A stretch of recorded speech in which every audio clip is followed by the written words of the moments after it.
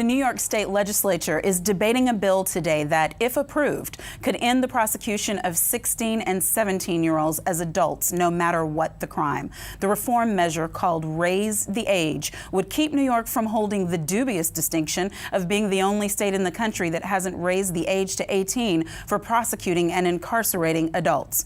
Currently, North Carolina, the other holdout, is about to pass a bipartisan measure to reform its juvenile justice system.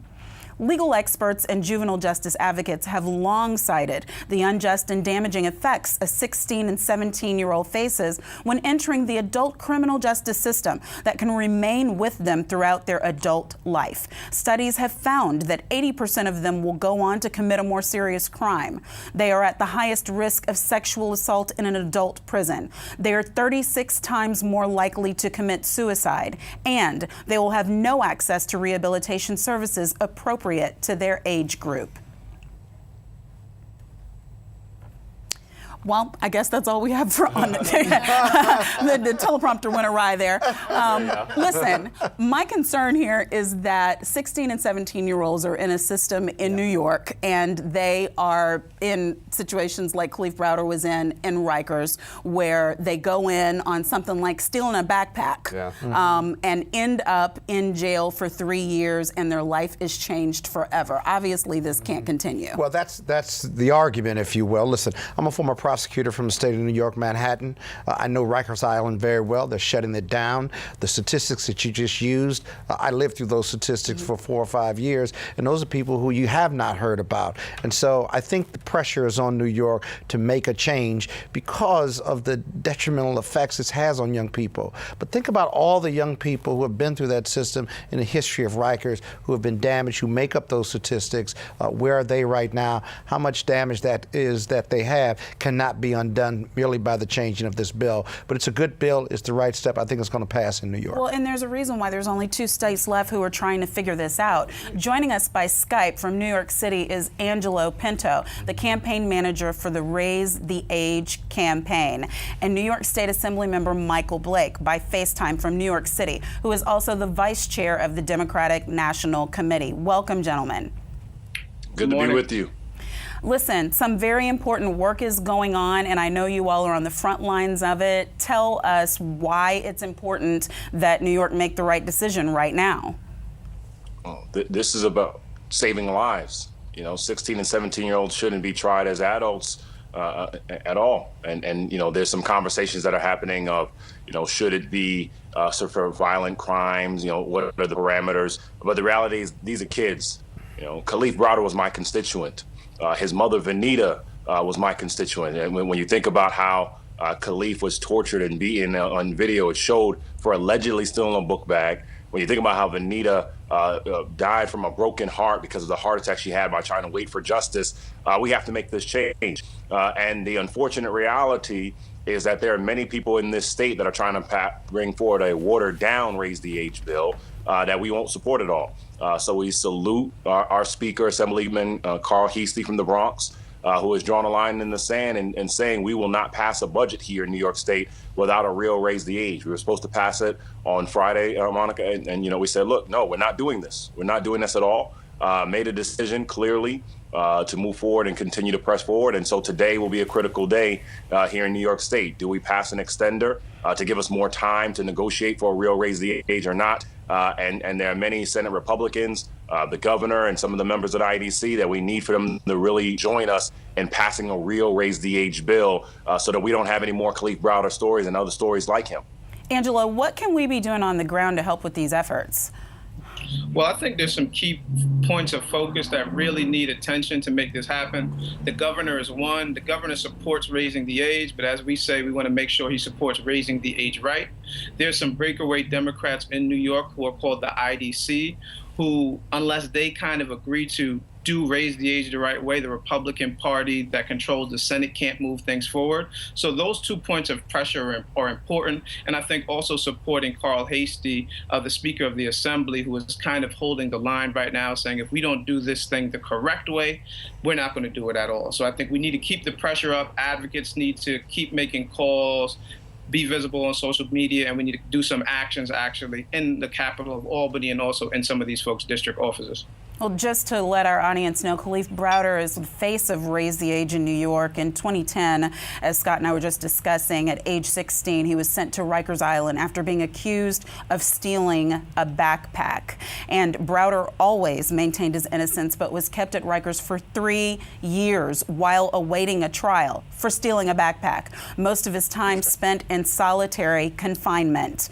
Eventually, the case was dropped and Browder was released, but in 2015, the physical and emotional trauma of being at Rikers for so long took its toll. Browder committed suicide at the age of 22. Lauren, I think that you and I actually were on a show together discussing this very subject. And this is, even though Kalief is the face of this case, this is not an isolated circumstance for juveniles. Right. Unfortunately, the American criminal justice system has I think, a profit-driven motivation for some of what it does. And obviously, as we know, in New York, where I'm from, when we looked at the stop and frisk stats that the ACLU collected, we see that there was almost everyone that they stopped and frisked was Black and Latino and between a certain age of, teenager to about mid-20s.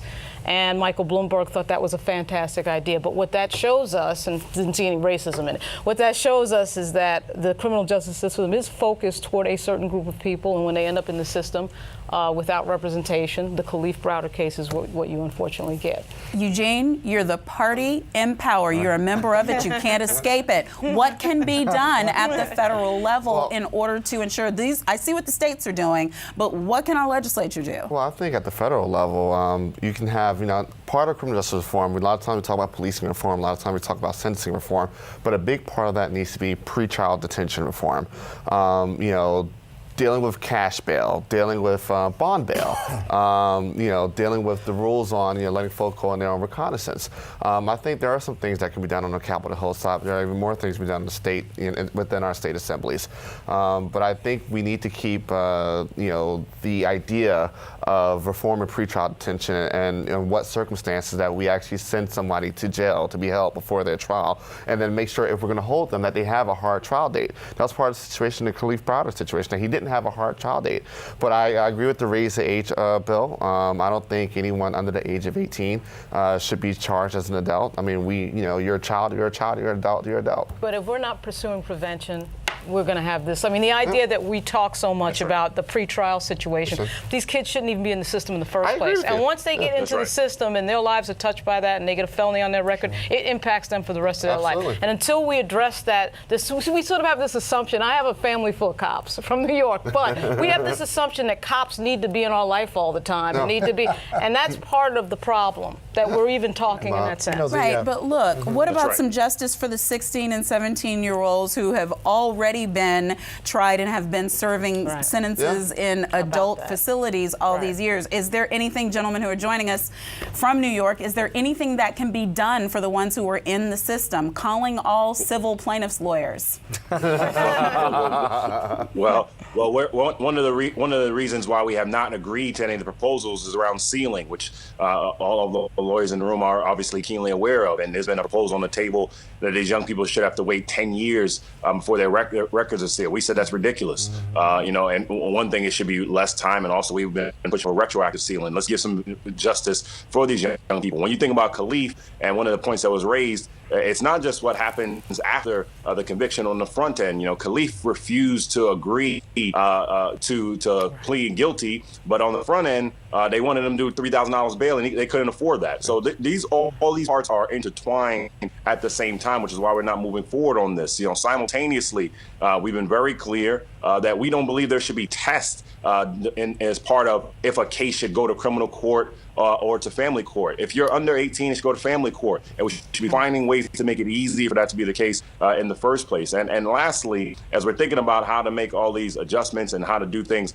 more fairly, let's make sure we're adjusting everything at the same time. As was just raised, speedy trial is another component. A lot of times when someone is saying, well, we're not ready for the case, and it's delaying the case and it's stopping the clock, we're saying we need to reject those kind of measures. It should be easier to have a resolution rather than taking longer. And that's why today's such a critical day here in Albany. This will be the day on if we'll vote on the extender and if it will give us more time to raise the age right. And we need people to stand with us and stand with Speaker Hastings in the Assembly so that we do this correctly. Well, we're standing with you, and we're hoping and praying for good results. Mr. Blake, Mr. Pinto, thank you for joining us. Still ahead on NewsOne Now, I discuss bone marrow donation with two Be the Match Registry advocates, along with how the organization is pushing for more Black donors to join the fold in helping save the lives of those battling blood illnesses.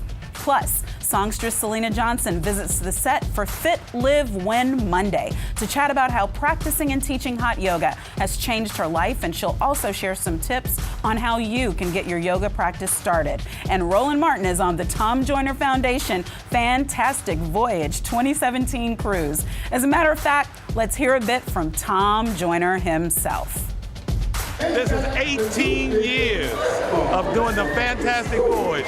We've sent a lot of kids to college because of this support. And how does it make you feel to see all these folks come out here every year? I love it. My favorite part of the whole cruise is the last day, to see them dragging ass getting off. Then I know my work is done. And I'm a hard-working man. For the folks who are not here, where can they see it? The TomJoynerFoundation.org. And you can also book for next year's cruise.